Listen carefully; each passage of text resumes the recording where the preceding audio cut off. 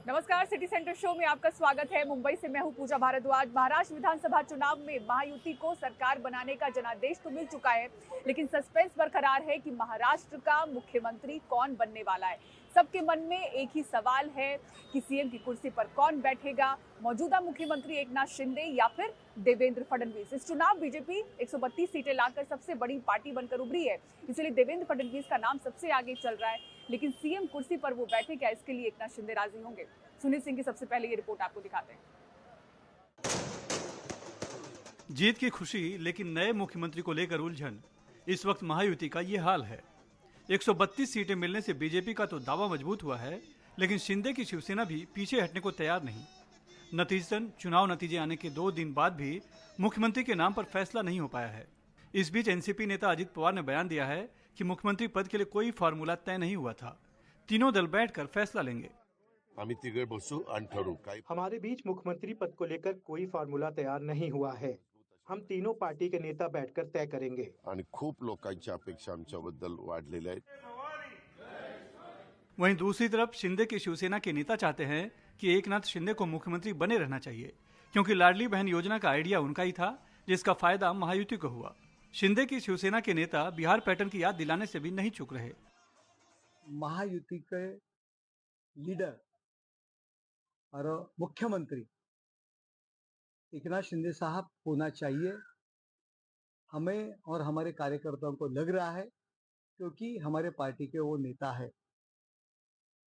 जिस तरह से भारतीय जनता पार्टी ने बिहार में संख्या बल देखा नहीं, लेकिन छोटी पार्टी है, उसको बड़ी करने के लिए नीतीश कुमार को सीएम पद दिलाया, वैसे ही एकनाथ शिंदे साहब को सीएम पद मिलेगा, यह हमें विश्वास है। हालांकि संख्या बल के हिसाब से बीजेपी आश्वस्त है कि देवेंद्र फडणवीस ही मुख्यमंत्री बनेंगे, लेकिन उनके नेताओं का कहना है कि फैसला दिल्ली में होगा। तीनों पार्टियों के नेता मिलकर केंद्र के हमारे वरिष्ठ नेतृत्व जो है, माननीय प्रधानमंत्री जी, अमित भाई है, हमारे नड्डा जी है, हमारा केंद्रीय एक पार्लियामेंट में बोर्ड होता है, उसमें सारी चर्चा होगी। अभी वो चर्चा करना नेतृत्व का सवाल है। नेतृत्व चर्चा करता है, तो मुझे लगता है जब भी बैठक होगी इसमें निर्णय होगा। बीजेपी अभी भले ही खुलकर बोलने में हिचक रही हो, लेकिन ज्यादातर राजनीतिक विश्लेषकों और आम लोगों का भी मानना है कि देवेंद्र फडणवीस ही मुख्यमंत्री पद के असली हकदार हैं। मुख्यमंत्री तो भाजपा का बनेगा, क्योंकि भाजपा का लंबे समय से सपना है कि महाराष्ट्र पर उसकी सत्ता हो। उसके 2 कारण हैं। एक तो भाजपा ने सबसे ज़्यादा अपना हासिल किया है सीट, और भाजपा यदि चाहे तो बिना किसी के समर्थन के अपनी सरकार बना सकती है। दूसरी बात, चूँकि संघ के 100वें साल में प्रवेश कर रहे हैं हम, तो संघ के इस साल लगातार पूरे वर्ष भर कार्यक्रम है। संघ चाहेगा कि उसके 100वें साल में जब उसके कार्यक्रम हो तो मुख्यमंत्री वो बने जो संघ के बैकग्राउंड का हो, जिसको संघ से बात करने में और संघ को उससे बात करने में तकलीफ ना हो। देवेंद्र फडणवीस आना चाहिए, क्योंकि उनको सबसे ज़्यादा सीटें मिली है बीजेपी में, और सारा रिकॉर्ड तोड़ दिया उन्होंने इस बार। एकनाथ शिंदे जी को बनना चाहिए, क्योंकि उनके नेतृत्व में ये चुनाव हुआ है, और आगे बीएमसी का भी इलेक्शन है, तो उसका अगर लाभ लेना है तो एकनाथ शिंदे जी को ही बनाना चाहिए। देवेंद्र फडणवीस ज़्यादा सेंसिबल है और ज़्यादा नंबर सीट है उनके पास, तो तरीके से तो उन्हीं को बनना चाहिए। सीएम होने के बावजूद भी उन्होंने अपने डिप्यूटी के नीचे काम किया। अब एकनाथ शिंदे जी को वही समझ लेना चाहिए। कोई भी chief minister deputy chief minister के साथ ही मिलके कोई भी डिसीजंस लेते हैं, और देवेंद्र फडणवीस डिसीजन लेने में सबसे आगे रहते थे, तो मेरे हिसाब से तो देवेंद्र फडणवीस होनी चाहिए। सवाल है, अगर देवेंद्र फडणवीस मुख्यमंत्री बनते हैं तो एकनाथ शिंदे का क्या?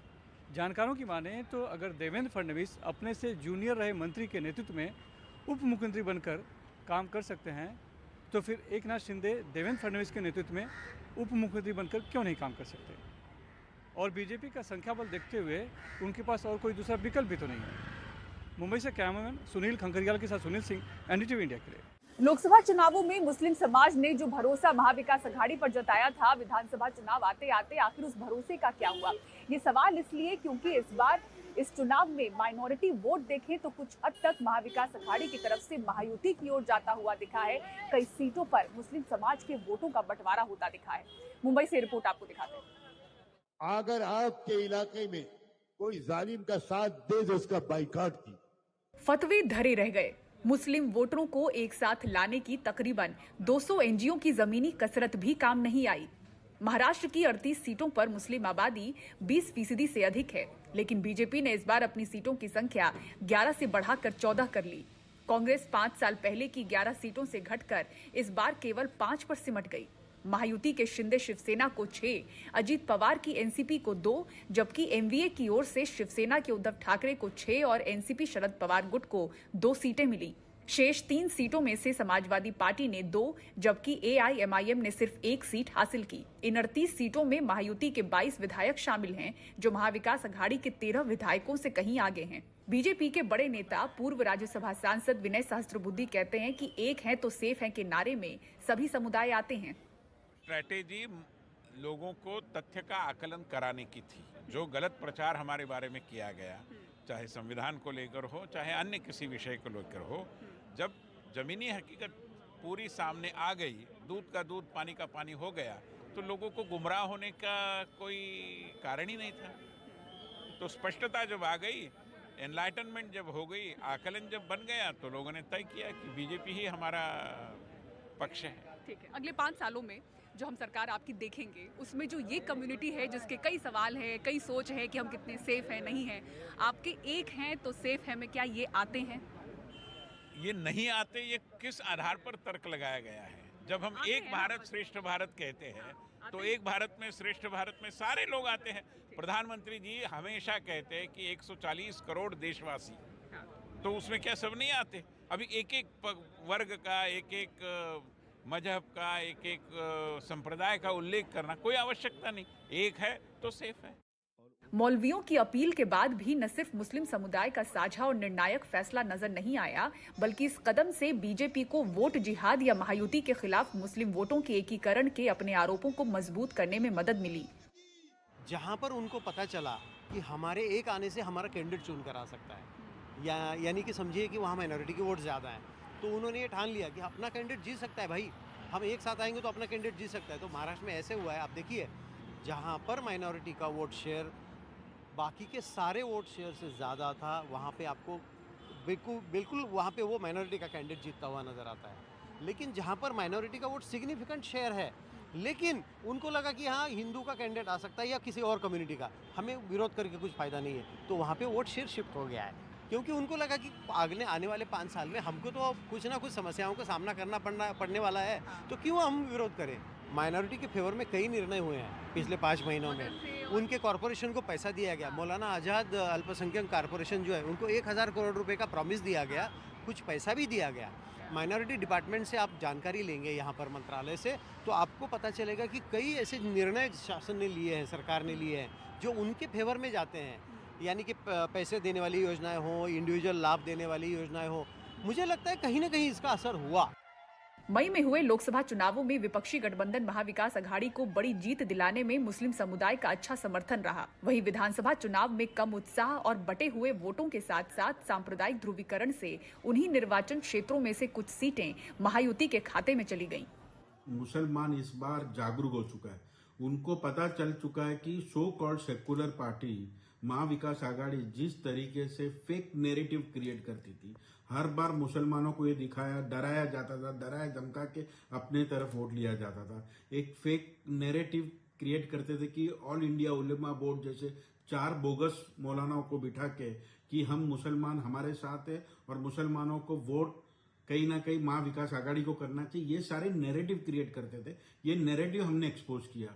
हमने मुसलमानों को ये बात बताई कि आप वोट फॉर डेवलपमेंट करिए, आप अपनी एजुकेशन की बात करिए, आप अपनी एजुकेशन लीजिए, अपने बच्चों को पढ़ाइए, अपने बेहतरी के लिए आप वोट करिए। कुछ सीटों पर कई मुस्लिम उम्मीदवारों की वजह से भी वोट बट गए। मिसाल के लिए औरंगाबाद पूर्व से एआईएमआईएम के राज्य प्रमुख और पूर्व सांसद इम्तियाज जलील बीजेपी के अतुल सवे से 2161 वोटों से हार गए। इस सीट पर वीबीए के अफसर खान ने 6507 और एसपी के अब्दुल गफ्फार सैयद ने 5943 वोट लेकर मुस्लिम वोटों को विभाजित किया, जिससे जलील की हार टल नहीं सकी। एआईएमआईएम ने जो इकलौती सीट जीती वो मुस्लिम बहुल मालेगांव सेंट्रल की है। उसके उम्मीदवार मुफ्ती इस्माइल केवल 162 वोटों से जीत पाए, जो कि राज्य में सबसे कम अंतर है। वहीं भिवंडी पश्चिम में बीजेपी के महेश चौगुले ने एसपी के रियाज आजमी को 31,293 वोटों से हराया, क्योंकि मुसलमानों के वोट एआईएमआईएम के वारिस पठान और निर्दलीय विलास पाटिल के बीच बंट गए। हारने वाले बड़े मुस्लिम नामों में एनसीपी के नवाब मलिक, जिशान सिद्दीकी के साथ ही कांग्रेस के आरिफ नसीम खान भी शामिल हैं। बटेंगे तो कटेंगे, एक हैं तो सेफ हैं, बटेंगे तो कटेंगे और वोट धर्मयुद्ध के नारों के बाद महाराष्ट्र के चुनाव में ध्रुवीकरण की तस्वीर बनने लगी थी। अब मुसलमानों के बढ़े वोट शेयर को देखते हुए नारों की परिभाषा भी बदलने लगी है। मुंबई से कैमरामैन संजय मंडल के साथ पूजा भारद्वाज, एनडीटीवी इंडिया। बढ़ते हैं आगे और अब आइए बात करते हैं बाबा सिद्दीकी हत्याकांड की, जिसमें मुख्य शूटर शिव कुमार गौतम ने क्राइम ब्रांच की पूछताछ में बताया है कि बाबा सिद्दीकी की हत्या के लिए उसे कई झूठी कहानियां बताई गई, बेवकूफ बनाया गया। अब ऐसे में सवाल ये उठ रहे हैं कि क्या शूटरों का ब्रेन वॉश किया गया। पारा जामा की रिपोर्ट देखिए। मेरा शिवा कुमार गौतम और शिवा, मेरे पिताजी का नाम मिस्टर बालकिशन, पता गंडारा गांव, कैसरगंज थाना, जिला बहराइच। 21 साल का शिव कुमार गौतम रोज नई बातें बता रहा है। उसी ने 12 अक्टूबर को एनसीपी नेता बाबा सिद्दीकी पर 6 गोलियां दागकर हत्या कर दी थी। मुंबई क्राइम ब्रांच ने बहराइच से उसे गिरफ्तार किया और तब से ही वो पूछताछ में कई राज खोल चुका है। सूत्रों के अनुसार शिव कुमार गौतम ने क्राइम ब्रांच की पूछताछ में बताया कि उसको लॉरेंस बिश्नोई गैंग ने बेवकूफ बनाया। इस मामले में फरार चल रहे आरोपी शुभम लोनकर ने शिव कुमार गौतम को कई बार दाऊद इब्राहिम की तस्वीरें दिखाई और कहा कि बाबा सिद्दीकी के कनेक्शन दाऊद इब्राहिम के साथ हैं और दाऊद इब्राहिम देश का दुश्मन है। मुंबई क्राइम ब्रांच के सूत्रों के मुताबिक जब पूछताछ के दौरान शिव कुमार को बताया गया कि पुलिस को कभी भी बाबा सिद्दीकी और दाऊद का कनेक्शन किसी भी मामले में नहीं मिला, तब शिव कुमार हैरान रह गया और उसने बताया कि उसे झूठी कहानी सुनाकर हत्या के लिए उकसाया गया। लॉरेंस बिश्नोई गैंग देश के भटके और आर्थिक रूप से कमजोर युवाओं को टारगेट करती है। कभी उन्हें पैसों का लालच तो कभी देश के दुश्मनों को मिटाने की झूठी कहानी बताकर उनको बरगलाया जाता है और इसी तरीके से लॉरेंस बिश्नोई गैंग अपने टारगेट का सफाया कर देश के अलग अलग राज्यों में अपने वसूली का धंधा चलाती है। मुंबई से कैमरामैन महेश हलवाई के साथ पारस दामा, एनडीटीवी इंडिया के लिए। और भाई बात करते हैं दिल्ली की, जहां प्रदूषण से बुरा हाल है। AQI खतरनाक स्तर को पार कर चुका है। ऐसे में खास घर आपको दिखाते हैं जहां इतने पौधे लगाए गए हैं कि वहां का AQI 13 है। अब दिल्ली की दम घोटू हवा में किसी घर में AQI 13 होना किसी चमत्कार से कम नहीं है। देखिए ग्राउंड रिपोर्ट। जब बाहर की AQI दिल्ली में 300 से 400 के बीच में है, मैं जहाँ पे हूँ उधर AQI 15 के आसपास है और उससे भी कम है। मैं एक्चुअली अभी हूँ एक ग्रीन हाउस इधर सेटअप किया है दोनों एक कपल ने और ये जगह सैनिक फार्म्स में है। और अभी हम बात करने जाएंगे पीटर और नीनो मैम से। सर, आप हमें समझाइए कैसे आपने ये पूरा चीज़ सेटअप किया है, ये ग्रीन हाउस जो आपने सेटअप किया है, किस इंटेंशन के साथ सेटअप किया है और कैसे किया है? देखिए, सिंपल काम है। ये हमारा अंदर जाने का रास्ता है। यहाँ हमने 6 फुट और 8 फुट का ये पैनल लगाया है कूलर का। आजकल खस तो मिलती नहीं, तो ये वुड शेविंग्स है। इसमें देखिए पानी चल रहा है, 24 घंटे एक पंप है, इसमें पानी चलाता है। तो यहाँ एयर पोल्यूशन आपकी 400-500 है, अंदर हमारा है 5 और 10। ये बाहर की हवा है। अंदर आते ही ऐसे जो हैवीनेस था बाहर, एक सांस लेने में जो हैवीनेस इंसान फील कर रहा है, वो इधर बहुत आसानी से इंसान ब्रीथ कर सकते हैं। ये पंप है, इसमें पानी चल रहा है। ये एग्जॉस्ट फैन है 18 इंच का, ये इसके अंदर से खींच रहा है। देखिए, आप घर में वो लगाते हैं एयर प्यूरिफायर, वो तो अंदर की हवा को ही घुमा रहा है ना। हम तो बाहर की हवा को ताज़ा करके लगातार घर के अंदर घुमा के बाहर निकाल रहे हैं। एक तो हम अपना खाना उगाते हैं, खाना उगाने से सब तरफ सब्जियां हैं, हरियाली है, उससे जो बाहर से हवा आती है वो साफ होती है। यहाँ 15,000 पौधे हैं सब्जी के और फलों के, और 4 मच्छी के टैंक है। मच्छी के टैंकों से पानी आता है पौधों को, पौधे उसकी खुराक लेते हैं, पानी साफ होकर मच्छी को वापस जाता है। तो 15,000 पौधों के लिए हम सिर्फ 1,000 लीटर पानी इस्तेमाल कर रहे हैं। जिसके पास जगह नहीं है, ये 2 फुट बाय 4 फुट का जगह है। ये आप छोटे से एक्वेरियम में रंगीन मच्छी कोई काप डाल सकते हैं। और ये इसका पानी जो है देखिए नीचे जा रहा है, नीचे जाके वो उस टैंक में जा रहा है। यहाँ एक छोटा पंप है जिसकी बिजली की लागत एक बल्ब की है, वो पानी को ऊपर पंप कर रहा है। अब ये देखिए ये पाइप्स में और हरी सब्जी है और वापस टैंक को जा रहा है। ये देखिए ये जो पाइप है 2 ऊपर वाले तो जितना बारिश का पानी इनमें गिरता है यहाँ गिरता है। ये 2 टैंक हैं 15,000 लीटर के, 30,000 लीटर पानी यहाँ है और इसके अंदर पानी है 10,000 लीटर का टैंक यहाँ है।